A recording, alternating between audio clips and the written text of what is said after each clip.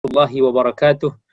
Alhamdulillahi rabbil alamin wassalatu wassalamu ala rasulihil amin nabiyina Muhammadin sallallahu ala alihi wa ashabihi ajma'in. Rabbi shrah li sadri wa yassir li amri wahlul 'uqdatam min lisani yafqahu qawli, amma ba'd. InsyaAllah pada hari ini kita akan berkongsi tentang tajuk yang penting, iaitu bagaimana Allah memelihara ilmu hadis ini melalui ilmuwan ataupun para ulama yang dahulu dan juga kini, dan bagaimana Allah menjadikan para ulama ni sebagai asbab untuk hadis-hadisnya itu terpelihara, hadis Nabi SAW itu terpelihara daripada penyelewengan, daripada serangan dan seumpamanya.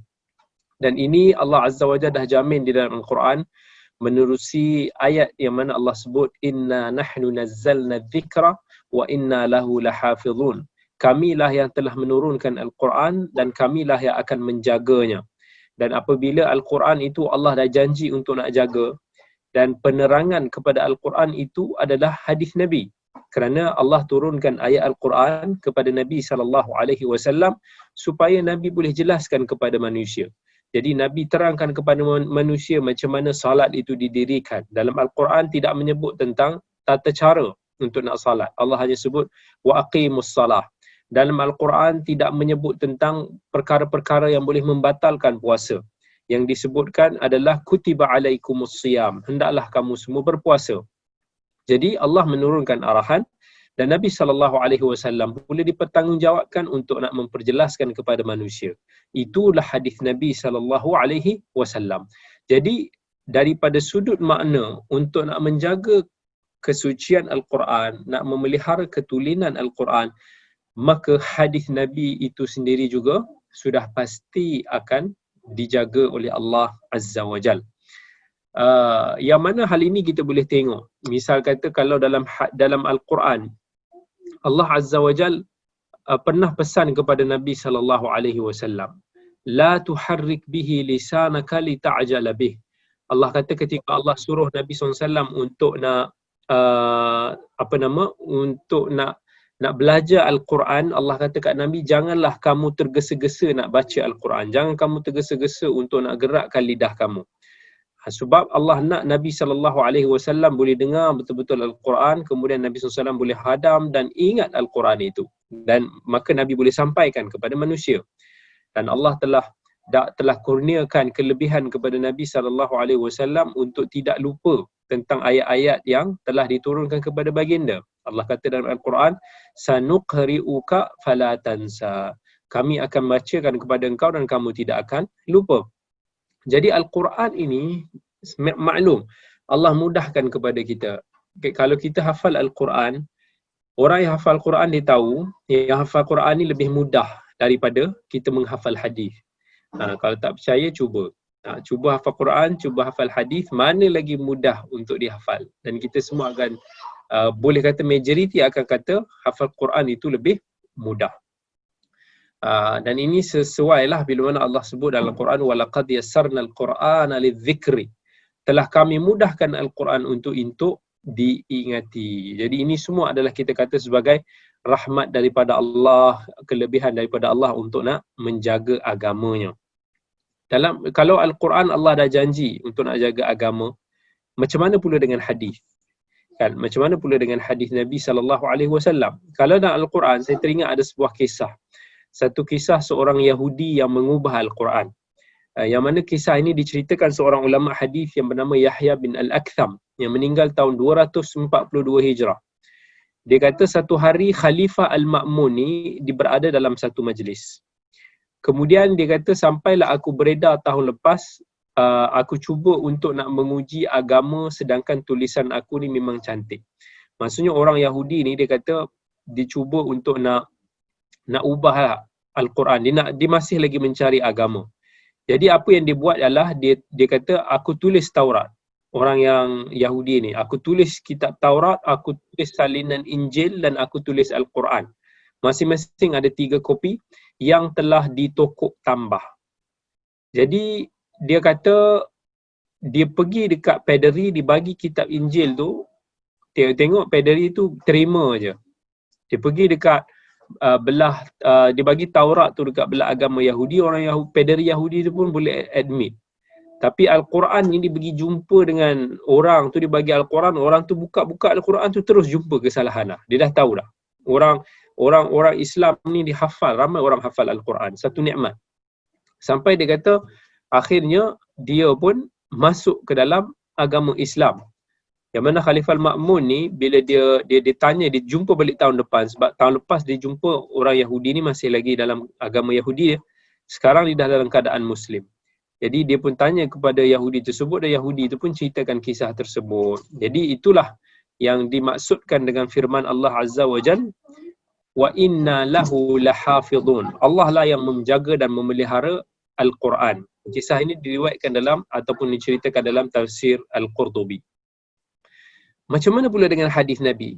Macam mana hadis Nabi SAW ini dipelihara? Kalau Al-Quran kita semua sedia maklum, dan ia telah menjadi satu yang mutawatir dan dihafal oleh berjuta-juta umat daripada dulu sampai sekarang, yang mana kita tak boleh ubah walaupun satu baris pun, melainkan pasti akan dalam masa yang sekejap akan ada yang perasan dan ada yang tahu bahawa Al-Quran itu telah diubah. Jadi hadis ini macam-macam. Yang mana orang yang anti hadis biasanya dia akan cuba untuk nak bermain-main hujah, yang mereka mengatakan bahawa hadis ini ditulis lambat, hadis ini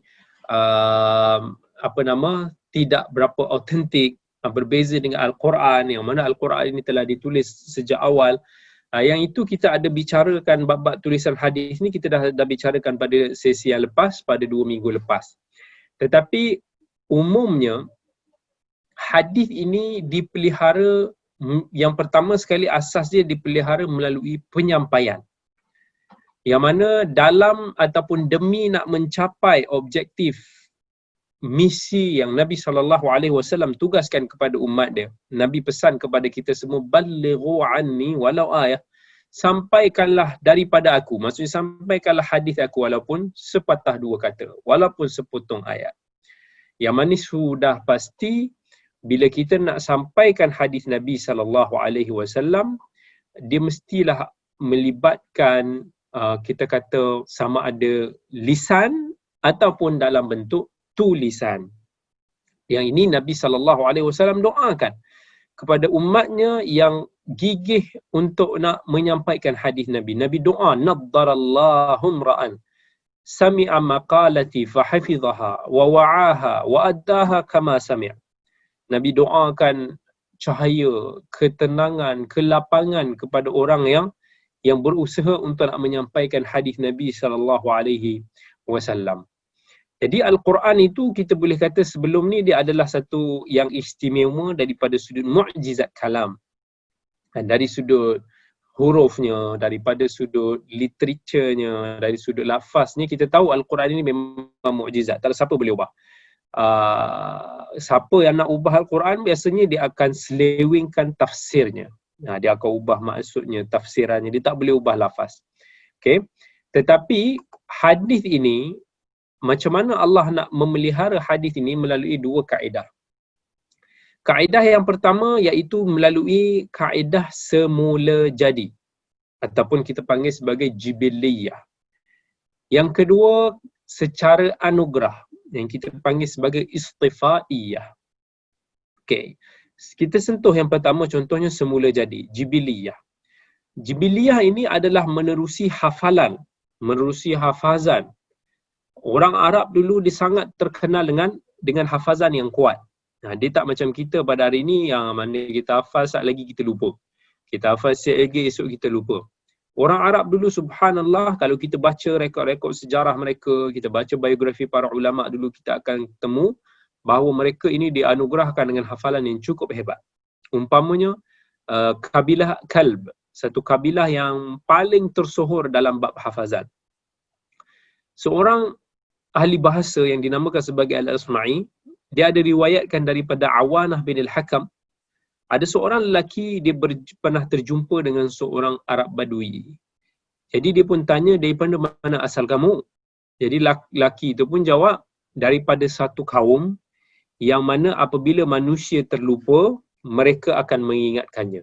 Maksudnya nak kata, aku ni daripada kabilah yang memang power lah ingatan dia, yang kalau orang lupa, kamilah yang ingatkan. So laki tersebut pun jawab, oh kalau macam tu kamu daripada kabilah Kalb? Dia kata ya. Itu daripada segi bahasa, bukan daripada segi semula jadi Allah lakukan. Sebab tu kalau saya tengok sistem pengajian kita berbeza. Mungkin sistem pengajian dulu yang mementingkan hafalan, mereka daripada awal, daripada usia kecil, daripada umur 4 tahun dah mula menghafal Quran. 7 tahun tu standard masyarakat dia hafal Quran, hafal hadis, hafal syair, hafal kitab-kitab dan pelbagainya. Daripada kecil hafalan mereka telah ditrain. Berbeza dengan kita, yang mana hafalan kita ni kita tak biasa kan. Kalau hafal pun hafal ala kadar, macam cincai-cincai. Jadi macam mana hafalan kita tu nak improve? Dan kita pun depend so much on technology, yang menyebabkan akhirnya ilmu-ilmu kita tu ada pada teknologi itu sendiri. Dan kalau kita ingat apa yang Al-Imam Syafi'i rahimahullah, dia kata, ilmi ma'i haithuma yamamtu yanfa'uni, qalbi wi'a'un la batna lahu sunduq, idza kuntu fi as-suq kana al-ilmu fihi ma'i, atau kuntu fil baiti kana al-ilmu fihi ma'i. Imam Syafi'i kata, ilmu aku ini akan sentiasa berada dalam diri aku ni, di mana sahaja aku berada. Kalau aku berada di rumah, ilmu aku akan berada bersama dengan aku. Kalau aku berada di pasar, ilmu aku juga akan berada bersama dengan aku. Tapi hari ini kita banyak ilmu kita tu pada teknologi. If power cut off, if bateri habis, problem kita tu.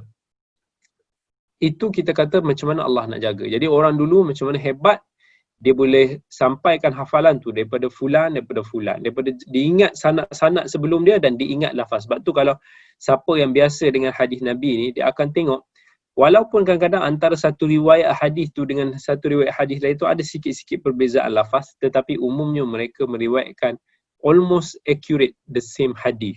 Kebiasaannya kita boleh jumpa yang mana tidak memberikan, kalau kita tengok hadis sahih tu, dia tidak memberikan implikasi. Sikit-sikit dia perbezaan lafaz, huruf dan sebagainya, tetapi umumnya adalah sama. Bayangkan, ini ambil daripada jalan fulan, ini ambil daripada negara fulan, yang ini ambil daripada zaman yang lain, tetapi dia boleh kita kata sejajar lafaz dan maknanya. Itu macam mana Allah jaga menerusi hafalan. Secara semula jadi begitu. Tetapi kalau daripada segi anugerah, iaitu sudah pasti ia melalui para ulama yang Allah Azza wa Jal lahirkan mereka di dunia ini, ciptakan mereka di dunia adalah seolah-olah mereka ni diciptakan untuk hadis. Mereka ni hidup mereka, perjuangan mereka belajar hadis sampai mati pun untuk nak perjuangkan hadis. Mereka lah yang telah membasmi hadis-hadis palsu di zaman mereka. Mereka lah yang telah menaikkan martabat ilmu hadis di zaman mereka. Kan kata Sufyan Ats-Tsauri, al-malaikatu hurrasus sama' wa ashabul hadis hurrasul ard. Sesungguhnya malaikat ni adalah penjaga wahyu Allah di langit, dan ahli hadis ini adalah penjaga wahyu Allah di muka bumi. Kan? Kalau kita tengok misalnya kisah pada zaman Khalifah Harun al-Rashid, ada seorang zindiq, seorang yang jahat ni lah. Dia dah cipta beribu hadis, dipalsukan beribu hadis. Bila ditangkap oleh Harun al-Rashid, dia dihukum bunuh. Tapi sebelum dia dihukum bunuh tu, zindiq tu kata, dia kata, aina anta min alf hadis wada'tuha. Kau nak buat apa dengan ribuan hadis yang aku dah cipta? Khalifah Harun al-Rashid pun dia bagi tahu, fa aina anta ya adu wallah min Abi Ishaq al-Fazari wa Ibn al-Mubarak, kan, yankhilaniha wa yukhrijaniha harfan. Dia kata, di mana kamu? You have nothing compare dengan our scholar yang hebat-hebat macam Abi Ishaq al-Fazari, Abdullah bin Mubarak, yang mana mereka ini setiap huruf yang kau cipta, yang kau palsukan tu, dia orang akan clearkan, dia akan bersihkan. Subhanallah. Dan kalau kita belajar dan kita hargai juhud ataupun usaha para ulama dulu, macam mana mereka ini memperjuangkan ilmu hadis, kita belajar tentang macam mana disiplin ilmu hadis, kita akan tahu subhanallah, tak ada satu ilmu pun yang menjaga wahyu, yang menjaga autentikasi agama itu seperti mana kita agama Islam yang ada ilmu hadis. That's why kita kena bangga. Dan orientalis sendiri pun dia kata umat Islam seharusnya berbangga kerana mereka memiliki ilmu hadis. Memiliki ilmu hadis ni, kalau kita tengok agama lain senang-senang je, entah daripada mana sumber dia, orang yang tak dikenali, entah dah terputus berapa ratus tahun zamannya. Dalam ilmu hadis ni, kalau perawi hadis tu tertidur sat je dalam kelas pun, nescaya orang akan alert dan orang akan perasan. Kemudian Allah pelihara hadis ni. Kalau kita tengok, kalau hadis ni ada dua kan, pada sanad ada matan. Sanad ni adalah kelebihan agama kita. Hadis ni kelebihan dia ada sanad. Daripada mana kita boleh dengar hadis? Ada rekod dia. Kalau orang kata hadis diriwayatkan oleh Bukhari, Bukhari riwayat daripada mana? Riwayat daripada mana? Sampailah kepada Nabi SAW. Kalau orang kata hadis ni diriwayatkan oleh Ibnu Khuzaimah, riwayat daripada siapa? Daripada Nabi SAW. Mesti ada rekod dia. Kerana itu Abdullah bin Mubarak beritahu, al-isnadu minad din. Falaula al-isnad laqala man sya'u ma sya'. Sesungguhnya sanad ataupun sumber ini sebahagian daripada agama. Kalau tak kerana ia, manusia boleh cakap apa-apa sahaja, dan sesiapa pun boleh cakap apa-apa sahaja. Misal kata, kalau kita tengok, pernah Ibnu Mubarak ni pernah ditanya tentang sepotong hadis lah. Kemudian ditanyalah daripada siapa yang riwayat hadis ni. Fulan tu pun bagi tahu, hadis ni riwayat oleh Syihab bin Khirash. Ibnu Mubarak kata, okey, fulan thiqah, boleh dipercayai. Dari siapa dia riwayat? Dia kata Hajjaj bin Dinar. Hajjaj bin Dinar thiqah, boleh dipercayai. Daripada siapa dia riwayat? Dia kata daripada Nabi SAW. Abdullah bin Mubarak sebagai pakar, dia tahulah, dia dengar, dia kata macam mana Hajjaj bin Dinar terus riwayat daripada Nabi. Sedangkan Hajjaj dengan Nabi SAW ni zaman mereka jauh, tak bertemu. Hajjaj bukan para sahabat. Jadi mustahil dia akan bertemu dengan Nabi, sanad ini terputus. Itu penting. Kalau kita kata sanad ni satu kelebihan. Sebab tu kalau orang kita tanya dalil itu bukannya kerana apa, tapi sometimes kerana kita nak sumber agama yang sah. Daripada mana mereka ambil. Bukan kita saja-sajalah. Kan? Al-Imam Malik sendiri pun dia pernah bagi tahu, demi Allah, aku sempat berada di sini, di Masjid Nabawi. Imam Malik ni dia duduk kat Masjid Nabawi, dia mengajar hidup mati dekat Masjid Nabawi. Kata, aku sempat bersama dengan 90 orang yang pernah bagi tahu qala Rasulullah. Maksudnya 90 orang yang eager untuk nak sampaikan hadis Nabi. Tapi dia kata, aku tak pernah ambil hadis daripada mereka walau satu huruf, kerana mereka bukan ahli dalam bidang ni. Sampailah Az-Zuhri datang kepada kami. Masa tu walaupun Az-Zuhri ni seorang tokoh hadis lah yang kita sebut, kalau kita ingat dalam sesi yang lepas, mereka seorang ulama yang bertanggungjawab dalam nak menghimpunkan penulisan hadis.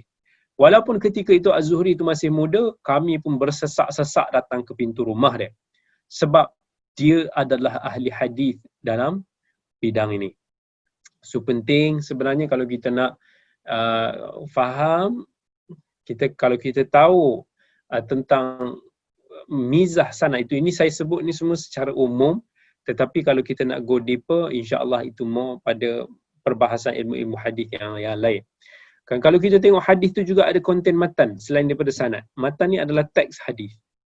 Dalam hadis, kalau kita belajarlah ilmu hadis, saya sebut secara umum, kita ada bab yang dinamakan sebagai tashif. Tashif ni berubah sikit je rupa dia. Maksudnya kadang-kadang rupa tulisan Arab ni kalau tak ada titik kita tak boleh baca kan.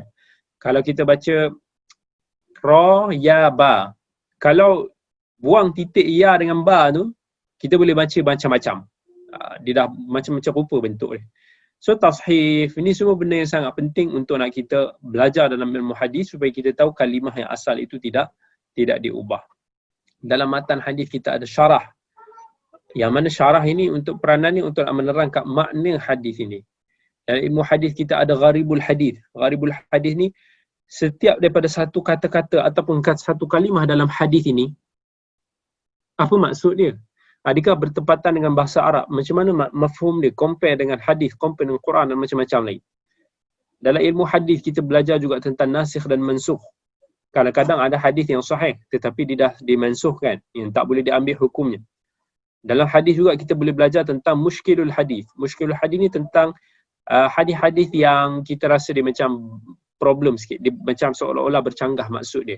Kita rasa Hadis ni cakap macam ni, hadis ni cakap macam ni. Ayat Quran cakap macam ni, hadis ni cakap macam ni. Nampak macam problem. So apa solution dia? Di situ ada cara kita nak belajar dan memahaminya. Dan ini semua sangat penting, especially bila kita kena belajar tentang disiplin ilmu riwayat. Disiplin ilmu riwayat ni lah yang kita akan belajar tentang mustalah hadis, kita belajar tentang ilmu rijal, kita belajar tentang jarh wa ta'dil, tentang ilal dan sebagainya. Yang ini semua berperanan untuk nak memelihara ataupun nak mendisiplinkan ilmu hadis daripada orang yang sembrono nak mendakwa bahawa ini hadis itu hadis. Kan, kita belajar bukan mudah lah maksudnya. Kemudian kalau ada yang bertanya, okey, ada kadang-kadang orang tanya, ada tak hadis yang hilang? Ada tak hadis yang tercicir dan tak sampai kepada kita? Overall, kesemua hadis-hadis yang ada kaitannya dengan syariat Islam sampai pada kita dan masih terpelihara. Dan ini sebahagian daripada janji yang Allah telah turunkan yang kita telah bacanya tadilah. Inna nahnu nazzalna dzikra wa inna lahu lahafizun. Kan? Dan kemudian ayat-ayat semua yang Allah kata tentang wa atiullah wa atiur rasul wa ulil amri minkum fa in tanaza'tum fi syai'in farudduhu ila Allahi war rasul. Ayat-ayat yang menekankan tentang perintah untuk kita kembali kepada Rasulullah sallallahu alaihi wasallam. Jadi bila Allah suruh kita untuk nak kembali kepada Rasul, ini menunjukkan bahawa hukum hakam yang terkandung dalam hadis Nabi SAW mesti kena ada. Kalau tak, apa artinya Nabi SAW, Allah suruh kita rujuk kepada hadis Nabi, Allah suruh kita rujuk kepada Nabi SAW, kalau kata benda tu tak ada. Jadi Allah Azza wa Jal sendiri menyatakan yang Allah akan jaga Al-Quran dari sebarang penyelewengan dan keciciran. Begitu juga Allah menyatakan bahawa Al-Quran itu diturunkan kepada Nabi SAW supaya diperjelaskan kepada manusia mesej dan syariatnya. Yang mana inilah yang kita kenali sebagai hadis Nabi. Kemudian Allah perintahkan supaya kita mentaati Rasulnya, sama ada yang terkandung dalam Al-Quran ataupun yang tak ada perinciannya dalam Al-Quran, maka sunnah itu kita kata sebahagian daripada sumber wahyu, yang mana Allah kata dalam surah An-Najm, wa ma yantiqu 'anil hawa in huwa illa wahyun yuha. Nabi itu tidak bertutur di atas dasar hawa nafsu, tetapi semuanya adalah wahyu yang telah diperturunkan. Kemudian apa yang disampaikan oleh Nabi SAW berdasarkan kepada ijtihad baginda, sesungguhnya Allah Azza wa Jalla tidak mendiamkan sesuatu yang salah. Ijtihad Nabi SAW dalam urusan-urusan lain, kalau salah mesti Allah akan tegur. Tapi bila Allah tak tegur means dia betul. Berdasarkan daripada jaminan Allah itu sendiri, kita sangat yakin dan pasti kesemua yang berkaitan dengan syariat Islam, sama ada Al-Quran ataupun As-Sunnah itu sendiri kekal terpelihara sampainya suatu masa yang telah ditetapkan oleh Allah Azza wa Jalla. Kita juga sangat pasti bahawa kesemua yang sabit dari Nabi SAW tetap terpelihara dengan penjagaan Allah Azza wa Jal melalui tokoh-tokoh ilmuwan hadis dari pelbagai zaman yang berusaha sepanjang hayat mereka menghimpun serta memastikan kesuciannya daripada sebarang penyelewengan, kesilapan dan pendustaan. Maybe kalau kita dapati ada daripada kalangan para ulama yang tak mau ataupun dia tak nak sampaikan hadis yang dimilikinya kerana satu asbab. Jangan kita ingat maksud, kalau dia tak nak sampaikan satu hadis, maksudnya hadis tu dah hilang. No. Ketahuilah, ianya tidak pupus di dada-dada mereka, tetapi ada jalan-jalan lain, ulama lain yang memiliki hadis yang sama, pasti ada yang menyampaikannya. Kalau Imam Bukhari umpamanya, dia kata bahawa dia tidak menghimpunkan semua hadis-hadis yang sahih dalam sahih beliau, maka ketahuilah hadis-hadis sahih tersebut yang tiada dalam Sahih Bukhari tetap berterusan legasinya dan disampaikan menerusi pelbagai karya-karya hadis yang lain ataupun melalui tokoh-tokoh ahli hadis yang lain. Kerana itu kita akan dapati banyak jalan-jalan ataupun riwayat satu hadis daripada pelbagai pengarang hadis itu sendiri. Inilah yang kita katakan sebagai keunikan sanad yang menjadi pengkhususan buat umat Muhammad sallallahu alaihi wasallam ini.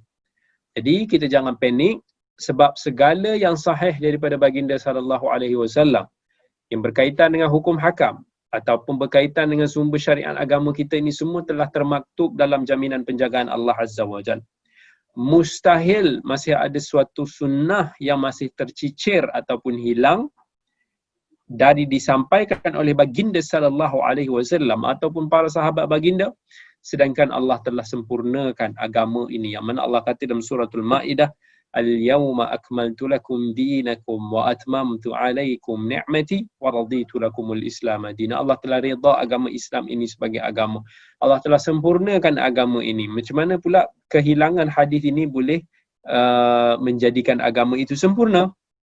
Jadi mereka yang mendakwa ada hadis-hadis yang masih tidak disampaikan oleh Nabi sallallahu alaihi wasallam ataupun dah tercicir hilang di telan zaman, bagaikan mendakwa bahawa Nabi sallallahu alaihi wasallam telah mengkhianati risalah ini dan Allah pula telah memungkiri ataupun mengkhianati janjinya. Kemudian kalau kita nak tengok macam mana ulama hadis dulu pun memelihara kita kata memelihara hadis Nabi sallallahu alaihi wasallam, kita boleh dapati macam gelaran-gelaran hadis yang jelas yang diberikan. Kita pernah dengar kan? Al-Hafiz, Al-Hakim, Al-Muhaddith, yang berbeza mafhumnya. Sebab itu semua kita kata sebenarnya merupakan sebagai ijtihad. Dia bukan satu gelaran yang pasti. Saya tak setuju bila ada orang yang dikata, oh siapa yang nak digelar Hafiz kena hafal berapa ratus ribu hadis. Siapa yang nak gelar Al-Hakim kena beratus ribu hadis yang lain. Tak. Itu semua bukan macam kata, dia bukan macam satu gelaran naik pangkat. Macam mana kita siapa nak jadi profesor kena buat research berapa, kena buat KPI berapa, no.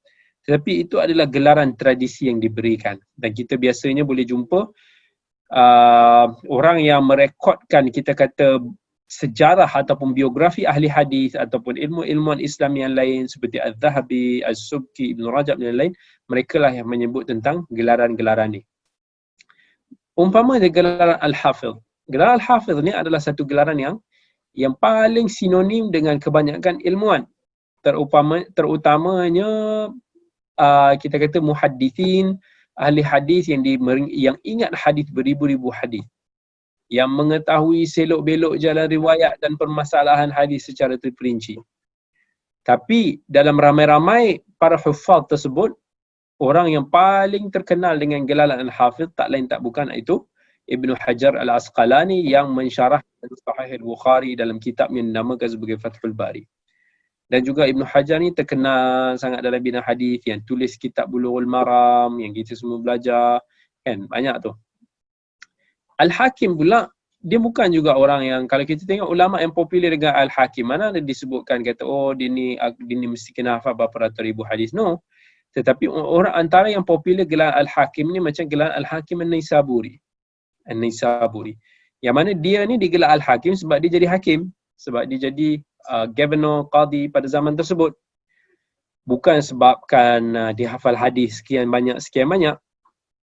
Dan kita sekarang ni dah tak dengar dah siapa-siapa yang dikenali ataupun digelar dengan gelaran seperti Al-Hakim. Yang ada sekarang ni mungkin kita tengok orang panggil Al-Allamah, Al-Muhaddith, yang mana dia sebenarnya hanyalah sebagai satu penghormatan dan pengiktirafan tinggi terhadap keilmuan seseorang ahli hadis itu, ataupun kita kata ahli ilmu itu secara umumnya. Kita tak nafikan zaman ni ramai para ulama yang ada kemahiran yang tinggi seperti imam-imam terdahulu.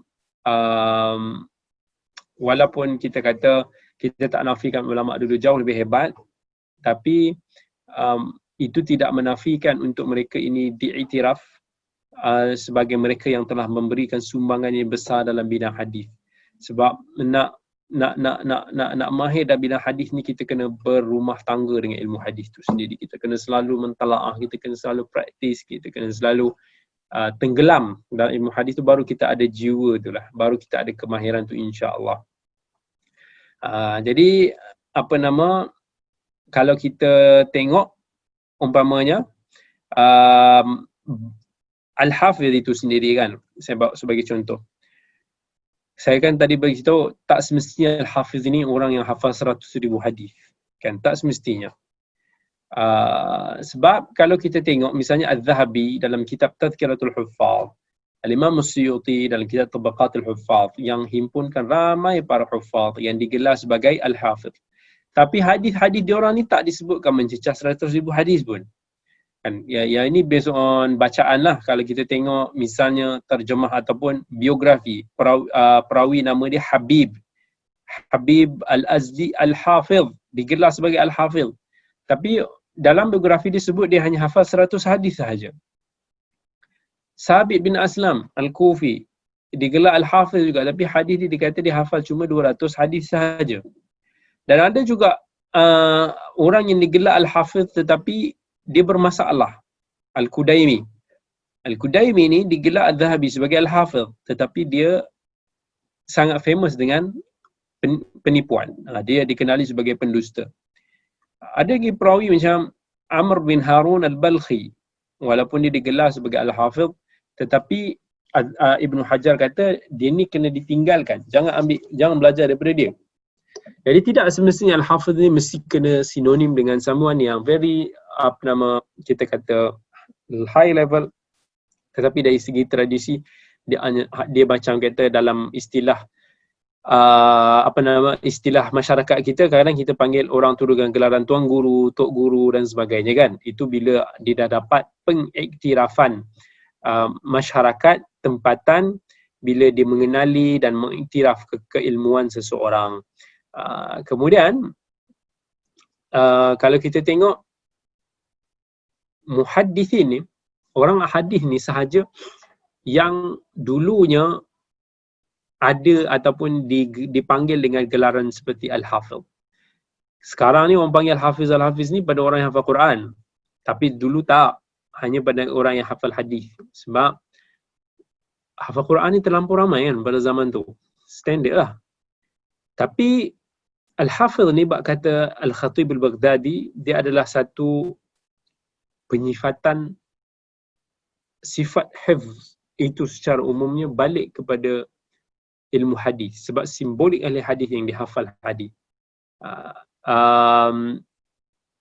Jadi kalau kita tengok macam mana ulama dulu punya gigih nak tulis hadis, kita akan subhanallah, kita akan appreciate lah. Hari ni kita nak cari hadis senang je kan. Tapi siapa yang dulu nak rekodkan hadis ni? Siapa yang dulu nak himpunkan hadis ni? Siapa dulu yang nak belajar ilmu hadis ni sepanjang hayat mereka? Kan? Ahmad bin Hanbal pernah ditanya, boleh tak kita kata sebagai ahli hadis bagi orang yang ada ataupun hafal 100,000 hadis? Ahmad bin Hanbal kata tak. Wow, kalau zaman kita ni orang hafal 100,000 hadis dah Masya Allah lah. Sampai dia kata 200,000 hadis, boleh tak kita panggil dia sebagai muhaddis, ahli hadis? Dia kata tak boleh. 300. Dia pun buat macam isyarat, maybe macam something like that lah. Dan even Ahmad bin Hanbal pun pernah ditanya, berapakah hadis yang seharusnya dihafal oleh orang-orang yang melayak, untuk nak melayakkan diri seseorang itu memberikan fatwa? 100,000 hadis? Imam Ahmad kata no. 200,000 hadis? No. 300,000 hadis? No. 4,000 hadis? No. 500,000 hadis? Dia kata, aku harap lah macam tu. Maybe so. Dahsyat. Bahkan Abu Bakar bin Abi Shaybah meninggal tahun 235 Hijrah. Sezaman dengan Imam Bukhari, dia pernah bagi tahu siapa yang tak pernah menulis 20,000 hadis secara bertulis daripada guru, dia tak akan dianggap sebagai penuntut ilmu hadis. Dahsyat. So nak kata bukan keleng-keleng lah. Bukan mudah. Kita kata kalau kita nak telusuri juhud ataupun usaha ulama-ulama dulu dalam nak mengembangkan hadis Nabi SAW, nak menjaga hadis Nabi SAW. Kedudukan orang yang dalam agama ini pun dia ada sebut, orang-orang yang belajar hadis ada 3 jenis. Kalau kita tengok dalam hadis Nabi SAW yang diriwayatkan Bukhari dan Muslim, mungkin sebahagian kita pernah dengar hadis ni. Apa Nabi kata? "Mathalu ma ba'athani Allahu bihi minal huda wal ilm, kamathalil ghaithil kathiri asaba arda, fakana minha نقية قبلت الماء فأنبتت الكلأ والعشب الكثير وكانت منها أجادب أمسكت الماء فنفع الله بها الناس فشربوا وسقوا وزرعوا وأصابت منها طائفة أخرى إنما هي قيعان لا تمسك ماء ولا تنبت كلأ." Nabi bagi tahu perumpamaan orang yang menerima hadis Nabi sallallahu alaihi wasallam, menerima petunjuk Nabi sallallahu alaihi wasallam, bagaikan perumpamaan hujan lebat yang menimpa bumi. Bumi itu ada jenisnya yang subur. Dia serap air, lalu ditumbuhkan rumput, tumbuhkan kita kata tak tumbuhan yang pelbagai. Ada pula yang keras, dia tak serap air, tapi dia boleh menakungkan air. Jadi Allah still bagi manfaat untuk orang ambil air-air yang bertakung tu. Orang dapat minum, dapat bagi makan minum binatang ternakan, siram dan sebagainya. Ada pula yang hujan yang menimpa kita kata tanah yang kering kontang, yang tak menakungkan air dan tak pula menumbuhkan tumbuh-tumbuhan. Maksudnya ada dari kalangan manusia yang diumpamakan seperti sebuah tanah yang subur.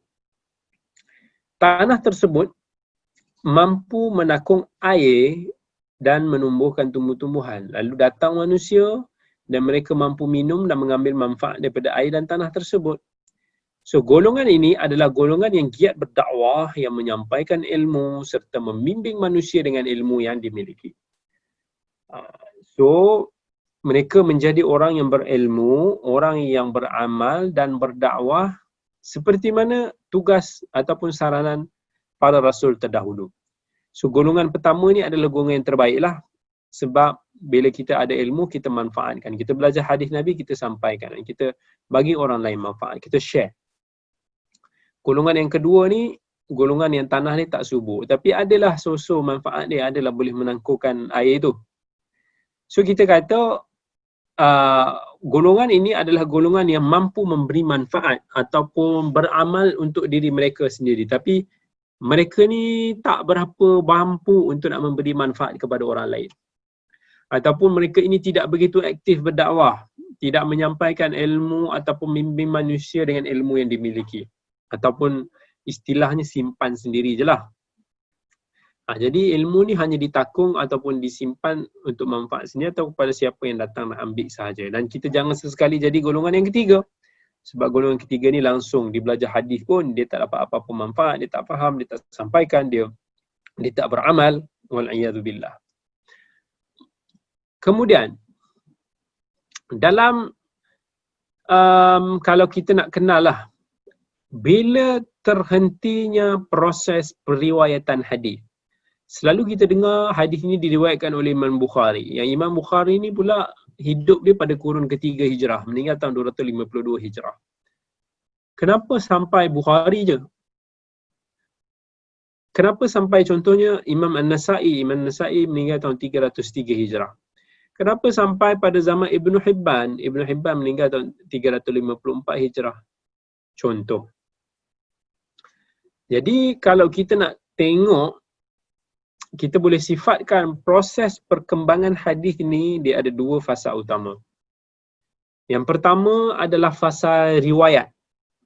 Fasa riwayat ni dia berkembang daripada zaman para sahabat sampailah lebih kurang kurun ke-5 Hijrah lebih kurang. Dan kita kata ciri-ciri unik fasa ini ialah hadis-hadis hanya diriwayatkan secara bersanad sahaja. Dan pengambilan riwayat itu dilakukan secara langsung.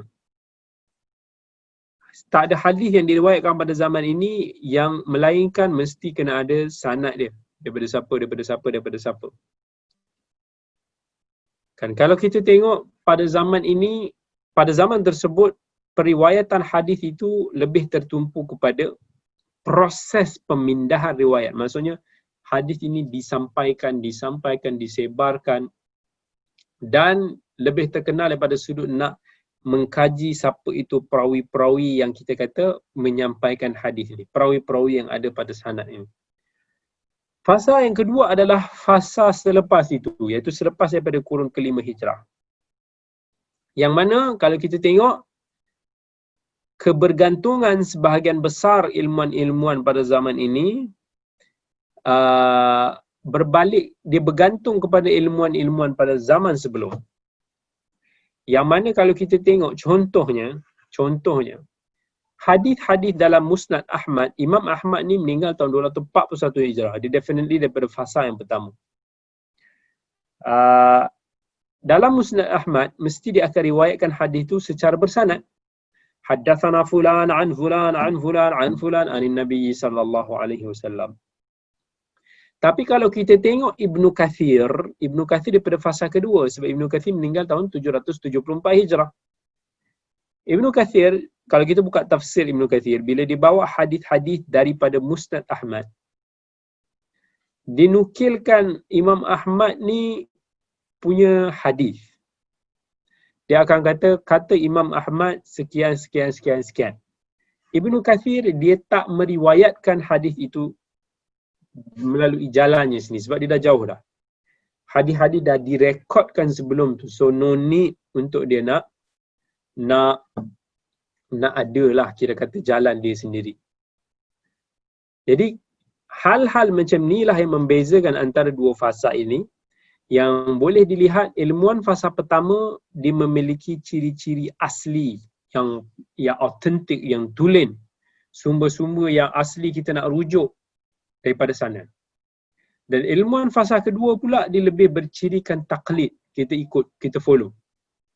Ikut je apa yang dulu rekod ataupun apa yang dulu tulis. Penting juga untuk kita nak sebutkan bahawa kurun kelima daripada fasa yang pertama ni dan kurun keenam ni kita tengok macam ciri-ciri ni bercampur baur sikit sebab dia dalam proses fasa peralihan. Sebab tu kita kata pada zaman sekarang ni tak perlu dah kalau kata kita nak ada hadis ni, kita punya sanad ni tak perlu sebenarnya. Kan kalau kita tengok orang kata okey kita nak bagi hadis ni untuk nak bagi sanad hadis. It's not important. Tapi dia hanya sebagai satu tradisi. Kalau ada orang kata okey kita bagi ijazah sanad. Nothing, dia tak memberikan makna. Sebab kalau kata hadis tu ada dalam Sahih Bukhari, khalas, dia dah ada dalam Sahih Bukhari, buat apa kita nak ada sanad lagi? Walau sanad kita sampai Bukhari pun tak ada kepentingannya. Sebab apa yang Bukhari tulis tu dah ada dalam buku dia, dah ada dalam Sahih Bukhari. Dan kalau sekarang kita tengok kadang ada sesetengah kelompok ni, bila dia nak pertikaikan orang, dia akan kata kau ada berapa banyak sanad. It doesn't matter. Sekarang ni kau nak ada sanad berapa banyak, nak ada sanad kurang, tak penting. Sebab sanad ni penting masa kita nak zaman dulu, zaman untuk nak menjaga ketulinan hadis. Dan diorang dah rekod, diorang dah ada buku. Khalas. Tak perlu dah. Bukhari dah, kalau kita nak kata hadis ni ada dalam Sunan Ibn Majah, dah sanad Ibn Majah is enough. Why need sanad kita anymore? Tak perlu dah. Jadi kalau ada majlis-majlis begitu, kebiasaannya hanya daripada sudut tradisi. Tetapi dia tidak memberikan implikasi lah ataupun kesan kepada kita sebenarnya. Itulah yang saya cuba tegaskan lah sebenarnya. Sebelum ni kadang-kadang orang pun dia argue kan. Kau ada berapa banyak sanad? Kita ada 1000 sanad ke? Kita ada 500 sanad ke? Tak penting pun. Sebab sekarang ni kalau kadang-kadang orang yang bagi sanad ni pun, dia bagi begitu je. Kita pun tak kenal siapa yang ada dalam sanad tu pun. So what's the point? Kita mungkin tahu guru kita, tapi kita tak tahu siapa guru-guru dia. Kita tak tahu siapa guru-guru atas tu lagi. Apa yang penting lagi? Tak penting lah. Dia hanya sebagai satu tradisi nak menyampaikan, kita rasa ada feel, ada semangat sikit. Dia macam itulah. Tak ada kepentingan daripada sudut keabsahan. Yang ni orang pondok marah lah, dia tak sukalah bunyi macam tu kan. Itu yang mereka ada. Okay. Kemudian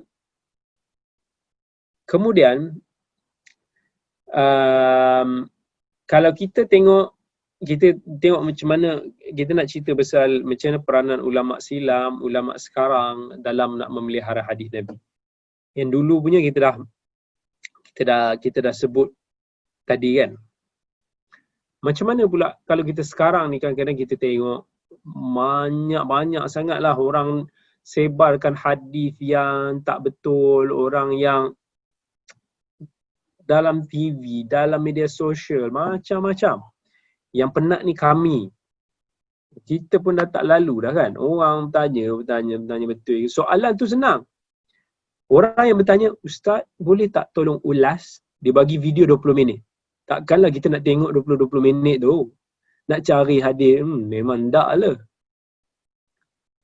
Kadang soalan senang, "Ustaz, sahih tak?"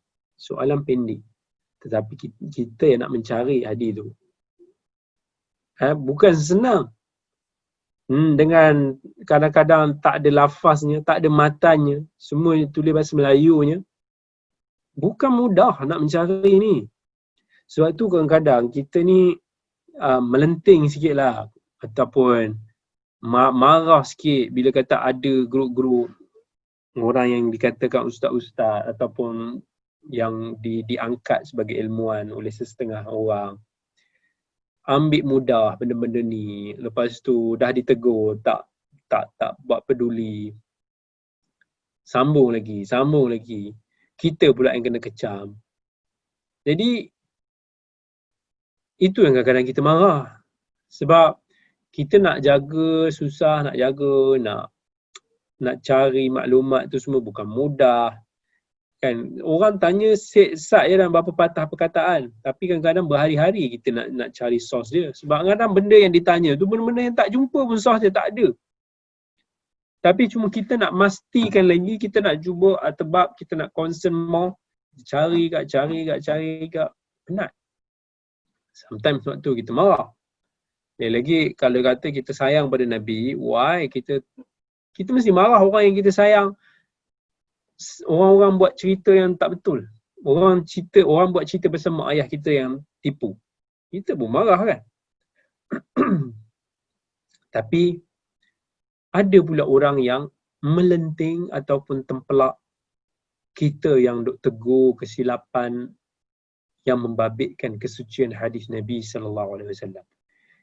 Kita nak tegur, orang kata kita biadab. Kita tegur, orang kata kita ni suka nak berbalah. Saya kira kalaulah orang-orang macam ni hidup pada zaman ulama hadis dulu, mesti ulama-ulama hadis yang duk tegur-tegur ni dulu dah kena kecam jugalah. Kalau kita kenal ulama hadis macam Syu'bah bin Al-Hajjaj. Syu'bah bin Al-Hajjaj ni meninggal tahun 160 Hijrah. Kita boleh kata king of ilmu hadis pada zaman dia. Dia pernah tengok ada orang ni, dia pernah naik, masa tu orang nampak dia naik keldai dia dalam keadaan yang sangat marah. Orang tanya, "Wahai Syu'bah, kau nak pergi mana?" Dia kata, "Aku nak pergi lawan dengan si Ja'far bin Zubair. Dia dah dustakan 400 hadis Nabi SAW." Syu'bah ni memang terkenal dia bab backing. Kalau orang buat main hadis Nabi, dia cukup marah. Sampai dia pernah jumpa dengan orang yang buat hadis Nabi ni, yang tipu ni, dia kata, "Kau jangan nak menipu atas nama Nabi SAW." Kelantangan dan kita kata keberanian Syu'bah dalam nak menentang penyelewengan terhadap hadis Nabi ni memang digeruni. Kan? Dan kita kalau kawan, kita suka ni, kita akan rindulah. Lawan dia akan gerun. Kan? Sampailah kita kata bila hadis-hadis mungkar, hadis-hadis palsu semakin tersebar pada zaman selepas Syu'bah dah meninggal.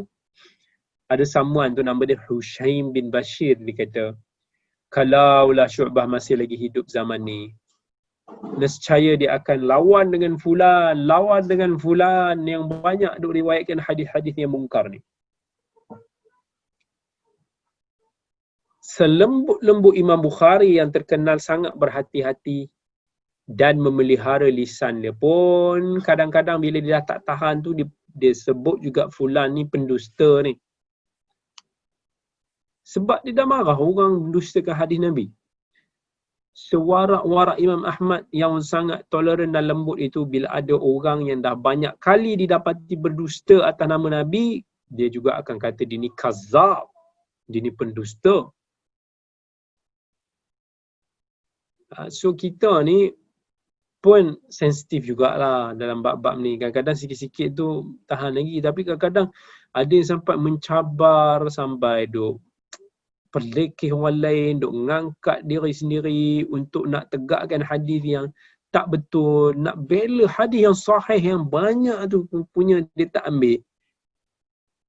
Yang pelik-pelik, yang tak daripada sumber, alasan daripada tok guru, alasan daripada kitab-kitab daripada jumpa. Bila orang belajar hadis ni tegur, kadang-kadang dia tak mau terima juga kan. Nak buat macam mana? Banyak kesilapan tu pula dah banyak kali ditegur tapi tetap tegar. Orang Penang kata ketegar. Dan betapa banyak kesilapan tersebut telah tersebar luas dalam masyarakat awam. Kan dah tersebar, orang dah sebar, orang dah ambil. Dan kadang-kadang bila kita tegur pula, orang akan fire kita balik. Orang kata, kenapa tak pergi jumpa je? Kenapa tak pergi PM dia slow-slow dulu sebelum kita duk buat teguran dekat public, dekat media sosial? Kan itu lebih terhormat, kan itu lebih baik.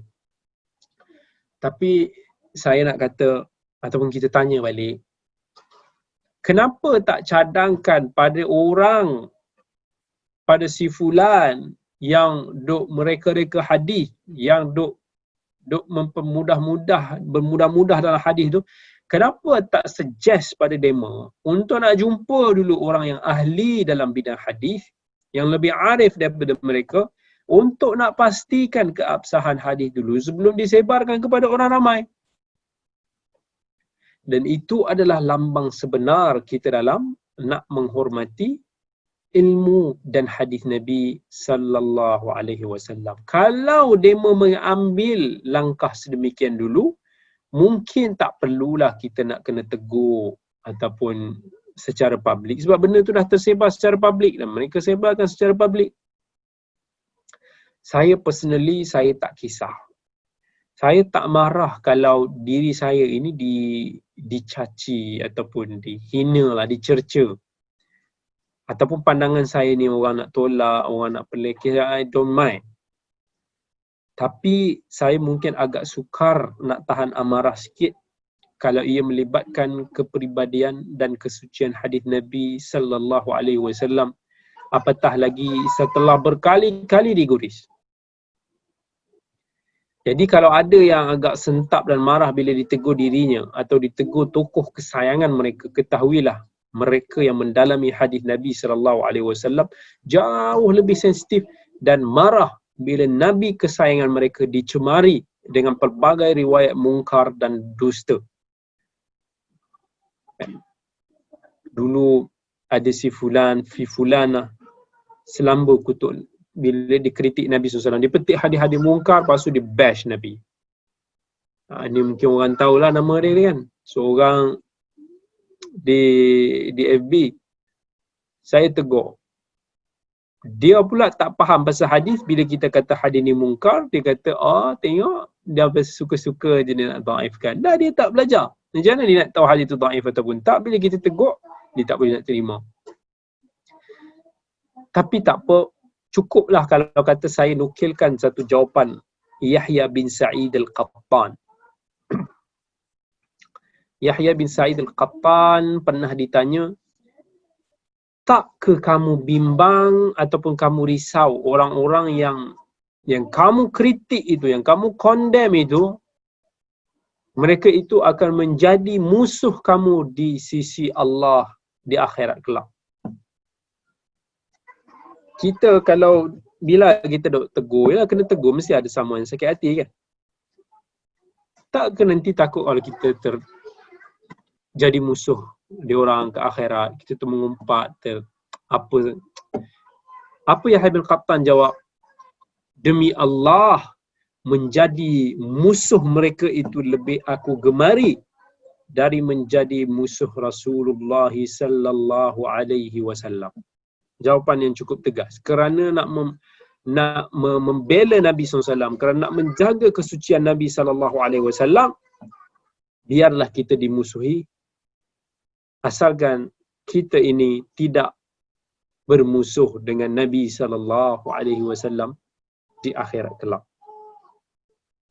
Jadi insya-Allah di akhir waktu ini saya buka, kalau ada siapa-siapa nak bertanya, insya-Allah saya kalau ada sikit yang nak bertanya ke, ada kemusykilan berkaitan dengan apa yang kita kongsikan pada hari ini, ahlan wa sahlan. Ahlan wa sahlan. Assalamualaikum Ustaz. Waalaikumsalam warahmatullahi wabarakatuh. Ini mengenai mungkin anda pernah sentuh hal ini ataupun saya miss bab ni, iaitu mengenai siapa yang beri authority pada pengumpul hadis ataupun authority yang mengiktiraf ulama-ulama hadis, iaitu bila hadis-hadis dikumpul, ini hadis yang dikategorikan hadis-hadis yang baik, yang mutawatir, yang mungkar, yang dhaif. Apakah badan, siapa yang menubuhkan badan atau siapa itulah, saya selalu terfikir. Terima kasih. Baik. Terima kasih, sama-sama, soalan yang baik sekali. Very brilliant question.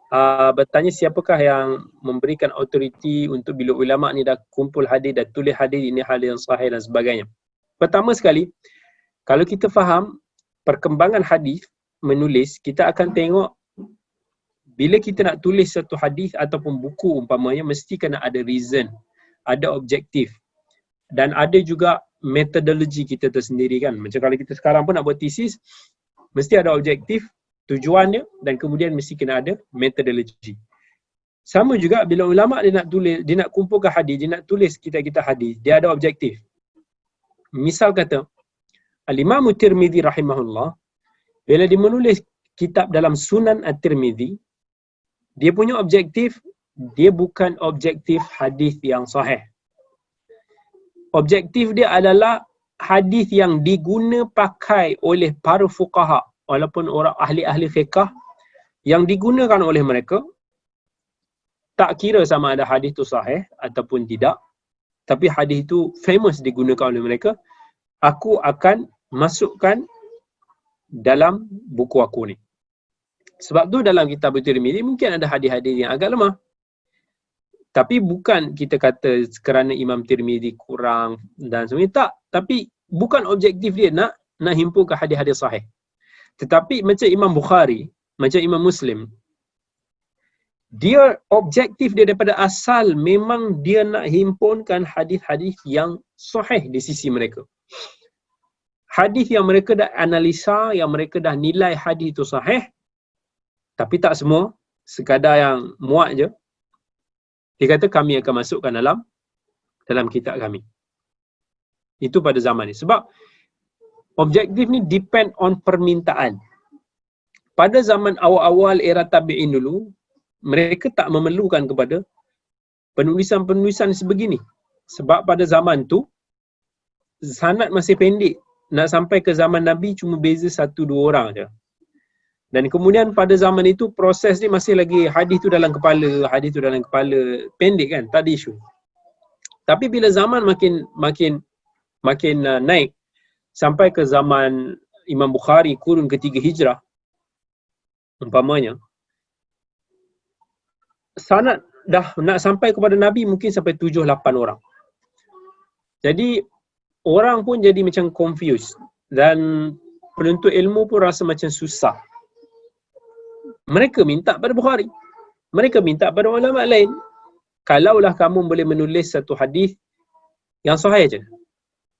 Macam pelajar zaman sekarang kat universiti kadang-kadang dia minta pada lecturer, walaupun lecturer dah bagi nota, dah bagi buku, kata ini adalah silibus, tapi pelajar akan cakap, lecturer kat lecturer kan, so boleh tak bagi kami yang memang tak nak masuk biasa, bagi kami skema je. Macam itulah. Maksudnya dia depend begitu. Ada ulama yang memang dihimpunkan hadis-hadis yang bermasalah. Hadis-hadis yang lemah, hadis-hadis yang mungkar, hadis-hadis yang palsu. Kenapa ulama tu buat macam tu? Sebab objektif dia berbeza. Objektif mereka ni dia kata, aku buat kita hadis dhaif dan palsu ni supaya orang boleh hati-hati. Kalau orang jumpa hadis ni, orang tahu ini adalah hadis yang problem. Ini adalah hadis yang mungkar. Ini adalah hadis yang palsu. Jadi dia depend kepada objektif penulis masing-masing dan kemudian dia akan melibatkan kepada pengiktirafan para ilmuwan semasa dan selepas itu. Bila hasil yang kita buat tu baik, ramai orang puji, ramai orang sokong, ramai orang sebarkan, ramai orang ajarkan, maka dia akan berkembang dan di respect credibility setiap penulisan para ulama itu. Jadi dia bukanlah kata dia macam dia ada satu badan autoriti yang kata ni sahih, yang dhaif, tak. Bahkan ada sesetengahnya pun boleh masih lagi menjadi perselisihan. Some ulama yang kata dalam bab ni dhaif, ada yang kata sahih. Ada yang kata ni sahih, ada yang kata ni dhaif ataupun hasan. Itu dalam bab ilmu yang biasalah, kata benda-benda itu berlaku dalam nature ilmu tu biasa akan berlaku dalam bab tersebut. Jadi yang itu kita kena faham. So bila kita kata macam ada hadis dhaif dalam Sunan Tirmizi, bukan bermakna Imam Tirmizi tak faham ataupun tak reti, no. Tetapi kerana buku Imam Tirmizi bukan khas untuk hadis-hadis sahih. Jadi kalau kita nak cari hadis-hadis yang sahih, kita kena rujuk kepada kitab-kitab yang specify ataupun dia khususkan hadis-hadis yang sahih sahaja. Wallahu a'lam. Ada yang bertanya, Doktor, mengapa kitab Muwatta' Imam Malik tak termasuk dalam satu kitab muktabar hadis dalam Kutubus Sittah? Ada berapa hadis tidak sahih dalam Muwatta', dan jika ada, apakah satu hadis yang tak sahih tersebut dhaif atau maudhu'? Okey, soalan yang cantik. Kitab Muwatta' Imam Malik yang ditulis oleh Al-Imam Malik bin Anas. Imam Malik bin Anas meninggal tahun 179 Hijrah. Awal lagi, dia guru sebelum zaman Imam Syafi'i. Imam Syafi'i meninggal tahun 240, lahir 150. Selepas Imam Syafi'i barulah Imam Ahmad. Imam Ahmad meninggal tahun 241. Jadi Imam Malik ni awal dululah. Jadi Imam Malik ni, kitab dia sebenarnya antara kitab yang sangat sahih. Bahkan Al-Imam Syafi'i rahimahullah pada zaman dia, masa zaman tu tak ada lagi Sahih Bukhari, tak ada lagi Sahih Muslim sebab Bukhari belum lahir. Dah lahir tapi maksudnya masih kecil. Apa yang kata Imam Syafi'i, dia kata tak ada satu pun kitab hadis yang di bawah langit ini yang lebih sahih daripada Muwatta' Malik. Benar, kitab Muwatta' Malik antara hadis yang paling banyak hadis-hadis yang sahih. Sebab Imam Malik ni terkenal very syadid, sangat-sangat tegas dalam menerima pakai suatu hadis ataupun dalam berguru. Tetapi kenapa ulama tak masuk dalam Kutubus Sittah, kita kena faham. Kutubus Sittah ni bukan maksud dia kitab yang muktabar. Kitab muktabar, kitab hadis muktabar ni banyak lagi. Berpuluh lagi. Bukan Kutubus Sittah. Sittah ni, kenapa Kutubus Sittah 6 kitab ni famous? Sebab 6 kitab hadis ni adalah kitab yang paling famous di atas muka bumi. Diajar, dihafal di seluruh dunia. Bukhari, Muslim, Tirmizi, Ibn Majah, Abi Dawud, An-Nasa'i. Selain daripada Sittah ni, banyak lagi kitab hadis, even famous pun. Sahih Ibn Hibban, Sahih Ibn Khuzaimah, Sunan Ad-Daraqutni, Mu'jam At-Tabrani, Sunan Ad-Darimi, banyak sangat. Tetapi Sittah ni macam dah jadi satu terminologi, satu istilah yang dikenali bagi 6 kitab hadis yang paling dikenali. Sebab tu kebanyakannya sepakat dari sudut 6 Kutubus Sittah ni semua ada, kecuali khilaf itu berlaku pada Ibn Majah, Sunan Ibn Majah. Some yang kata Sunan Ibn Majah ni sepatutnya yang lebih layak adalah Muwatta' Malik. Some kata Musnad Ahmad. Tapi Musnad Ahmad pun famous as kitab-kitab 6 ni. Jadi sebenarnya istilah Kutubus Sittah ni bukan memberi satu implikasi besar Dari sudut muktabar ke tak muktabar ke, sahih ataupun tidak, no. Tetapi kutubus sittah ni hanyalah satu terminologi yang dipakai sebab dulu macam kata 6 kitab yang famous kerana dia ada satu aura lah. Macam kalau zaman sahabat dulu, ni adalah daripada geng Badar. Bukannya sahabat-sahabat lain tak pernah pergi perang lain dengan Nabi, tapi geng Badar ni dia ada satu aura sebab mereka ni yang pertama sekali berperang. Peperangan yang pertama sekali Nabi SAW terlibat. Jadi mereka ada satu special, ada satu aura. Begitu juga padahal mu'tabar tu banyak aja kita hadis yang lain, cuma ramai tak selalu dengar. Sebab tu kalau kita tengok orang awam pun basically dia pernah dengar kutubus sittah. Yang lain-lain tu bonus lah kalau dia dengar. Mustadrak Hakim. Ada lagi kita Az-Zal Hadithiyah, Az-Zawaid, Mustakhrajat. Itu semua kita jarang dengar melainkan orang-orang yang berkecimpung dalam bidang hadis. Tapi inilah kitab-kitab yang famous yang ada. Tapi Muwatta' Malik, kalau katanya overall dia adalah antara kitab yang paling sahih. Tapi kenapa dia tidak terkenal sangat nak masuk dalam kutubus sittah? Dia terkenal. Kalau dekat Maghribi, Muwatta' Malik lah kitab yang paling famous. Tapi disebabkan Muwatta' Malik ni dia tidak khususkan semuanya kepada hadis Nabi. Dia campur, ada ni kalam sahabat, dia ada kalam tabi'in, ni fatwa tabi'in, fatwa sahabat. Jadi disebabkan dia tidak, kita kata specify semuanya pada hadis Nabi, tetapi dimasukkan asar-asar sahabat dan tabi'in, maka mereka kata Imam Malik punya Muwatta' ni macam lain sikit lah. Compare dengan kutubus sittah yang mana overall semuanya memang khususkan kepada hadis Nabi SAW, kecuali sikit sangatlah selain daripada hadis Nabi SAW. Wallahu'alam. Alright, ada yang tanya bagaimana kita boleh lebih berhati-hati bila ambil hadis dari ilmuwan, bagaimana kita boleh tahu apa yang disampaikan itu mencurigakan. Alright, sebenarnya kalau yang bertanya orang awam, tak ada cara lain melainkan kalau kita memang tak ada asas ilmu hadis, tak ada cara lain melainkan kita kena tengok kepada siapa fulan. Adakah orang yang kita dengar ataupun kita ambil hadis tu adalah orang yang dipercayai keilmuannya dalam bidang hadis, diyakini keagamaannya, keberhati-hatiannya dalam nak meriwayatkan hadis ataupun tak. Ada setengah ustaz well known meriwayatkan hadis-hadis yang merapu. Well known. Jadi bila dia sampaikan suatu hadis, careful. Sebab tu dalam bidang hadis dia tengok dua side. Kalau dia tengok pada seseorang tu nak terima hadis, dia tengok dua. Satu daripada bab adalah, satu daripada bab dhab. Adalah ni dari sudut keagamaan dia. Agama dia ni bagus tak? Dia ni menipu tak? Dia ni berhati-hati tak? Dia jenis yang suka buat maksiat tak?